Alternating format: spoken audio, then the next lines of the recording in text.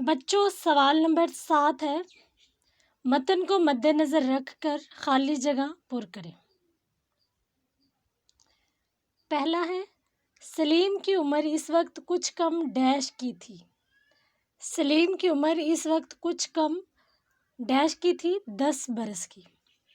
میں اوپر ڈیش لینے گئی تھی، ملازمہ کہتی ہے میں اوپر لوٹا لینے گئی تھی۔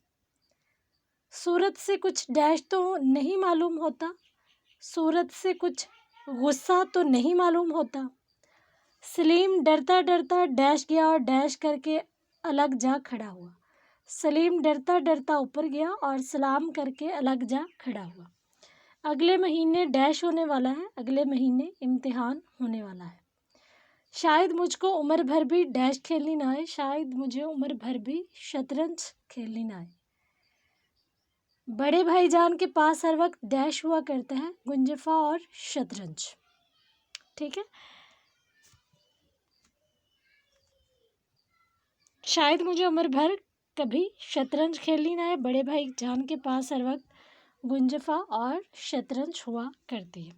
سوال نمبر 8 ہے بچوں، متن کو مد نظر رکھ کر درست جواب پر ٹک کا نشان لگائیں۔ سلیم کو کس نے آ کر جگایا؟ آپشنز ہیں، نسو نے، بیدارہ نے، ماں نے، حضرت بی نے۔ صحیح جواب ہے بیدارہ نے۔ میاں اکیلے بیٹھے ہوئے ڈیش کیا کر رہے تھے؟ میاں اکیلے بیٹھے ہوئے کیا کر رہے تھے؟ آپشنز ہیں، شطرنج کھیل رہے تھے، کھانا کھا رہے تھے، کتاب پڑھ رہے تھے، لکھ رہے تھے۔ صحیح جواب ہے کتاب پڑھ رہے تھے۔ ماں کی گود میں کون سویا تھا؟ بلی، سلیم، لڑکی، بیدارہ۔ تو بچوں ماں کی گود میں لڑکی سوئی تھی۔ سلیم ڈرتا ڈرتا کہاں گیا؟ مدرسے، بازار، مسجد، اوپر۔ تو بچوں اوپر گیا تھا۔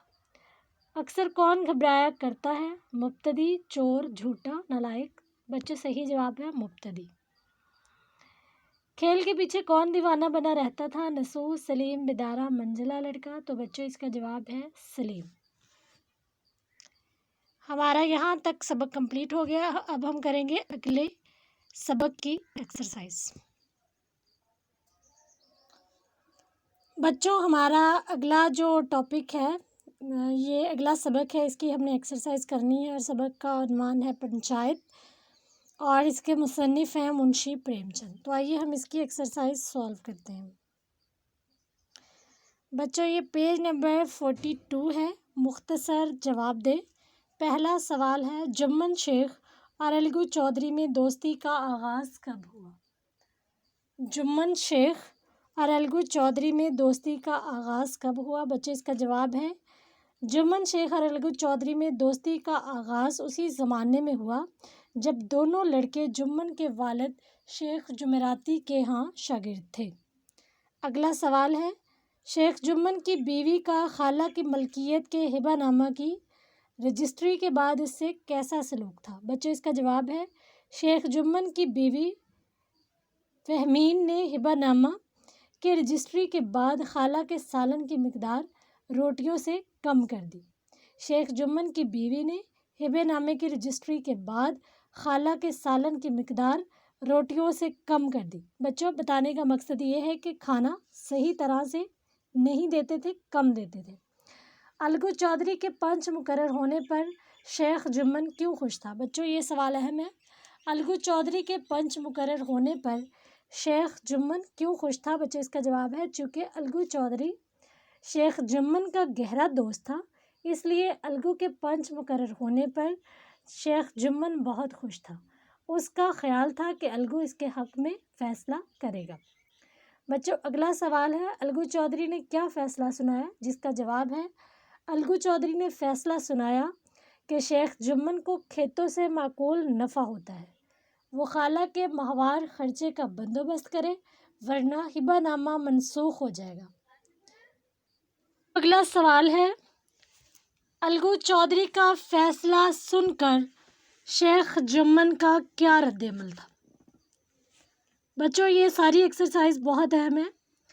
اس سوال کا جواب ہے، الگو کا فیصلہ سن کر جمن سناٹے میں آ گیا اور احباب سے کہنے لگا، بھائی اس زمانے میں دوستی یہی ہے، جو اپنے پر بھروسہ کرے اسی کی گردن پر چھری پھیری جائے۔ بچوں اگلا سوال ہے، الگو چودھری نے سمجھو سیٹھ کو بیل کیوں فروخت کیا؟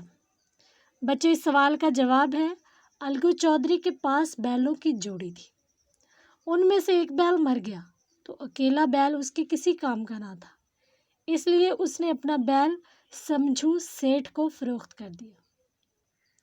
بچوں اگلا سوال ہے، سمجھو سیٹھ نے الگو چودھری سے خریدے ہوئے بیل کے ساتھ کیسا سلوک کیا؟ بچوں اس سوال کا جواب ہے، سمجھو سیٹھ یکے پر سامان لاد کر منڈی کے 3 4 چکر لگاتا، لیکن بیل کو کھانے کو سوکھا بھوس ڈال دیتا۔ نتیجہ یہ نکلا کہ مہینے بھر میں ہی بیل کا کچومر نکل گیا۔ بچوں اگلا سوال ہے، الگو چودھری اور سمجھو سیٹھ نے کون سا تنازع پنچایت کے سامنے پیش کیا؟ بچوں اس سوال کا جواب ہے، سمجھو سیٹھ نے الگو چودھری سے بیل 1 ماہ کے وعدے پر ادھار لیا تھا، مگر جب بیل مر گیا تو سمجھو نے بقایا رقم ادا کرنے سے یہ کہہ کر انکار کر دیا کہ مریل بیل ان کے گلے باندھ دیا تھا۔ الگو یہ تنازع پنچایت کے سامنے لے گیا۔ بچوں آخری سوال ہے، شیخ جمن نے فیصلہ سناتے ہوئے انصاف کے اصولوں کو کہاں تک پورا کیا؟ بچوں اس سوال کا جواب ہے، شیخ جمن نے انصاف کے اصولوں کو پورا کیا، یعنی سمجھو سیٹھ سے کہا کہ وہ الگو چودھری کو بیل کی پوری قیمت ادا کرے۔ بچوں اگر آپ کو سوالوں کی سمجھ نہیں آ رہی تو ایک دفعہ پلیز سبق کو ریڈ آؤٹ کر لیں تاکہ آپ دھیان سے سوالوں کے جواب لکھ سکیں۔ بچوں سوال نمبر 2 ہے، سبق کو پیش نظر رکھتے ہوئے خالی جگہ پر کریں۔ جمن شیخ اور الگو چودھری میں بڑا ڈیش تھا۔ بچوں اس کا جواب ہے، جمن شیخ اور الگو چودھری میں بڑا یارانہ تھا۔ اگلی خالی جگہ ہے، جمن جب حج کرنے گئے تو اپنا ڈیش الگو کو سونپ گئے تھے، اپنا گھر۔ جمن جب حج کرنے گئے تو اپنا گھر الگو کو سونپ گئے تھے۔ بچوں اگلا ہے خالی جگہ، ان کے باپ پرانی ڈیش کے آدمی تھے، ان کے باپ پرانی وضع کے آدمی تھے۔ اگلا ہے، شیخ جمن خود دوار فیض کے مقابلے میں ڈیش کے زیادہ قائل تھے۔ بچوں یہاں پہ آنا ہے تازیانے، یعنی سٹکس، چھڑیاں۔ جمن شیخ خود دوار فیض کے مقابلے میں تازیانے کے زیادہ قائل تھے۔ بچوں اگلا ہے، جمن نے وعدہ و وعید کے ڈیش دکھا کر خالہ جان سے وہ ملکیت اپنے نام کروا لی۔ یہاں پہ آنا ہے سبز باغ۔ اس پیج کا آخری خالی جگہ ہے، خالہ جان اپنے ڈیش کی بات نہ سن سکتی تھی، خالہ جان اپنے مرنے کی بات نہیں سن سکتی تھی۔ بچوں اگلا پیج نکالیں گے، بوڑھی خالہ نے اپنی دانست میں ڈیش کرنے میں کوئی کسر اٹھا نہ رکھی۔ یہاں پہ آنا ہے گریہ و زاری۔ بوڑھی خالہ نے اپنی دانست میں تو گریہ و زاری کرنے میں کوئی کسر اٹھا نہ رکھی۔ بچوں اگلی خالی جگہ آپ لوگوں نے فل کرنی ہے، شیخ جمن کو بھی اپنی ڈیش ذمہ داری کا احساس ہوا۔ شیخ جمن کو بھی اپنی عظیم الشان ذمہ داری کا احساس ہوا۔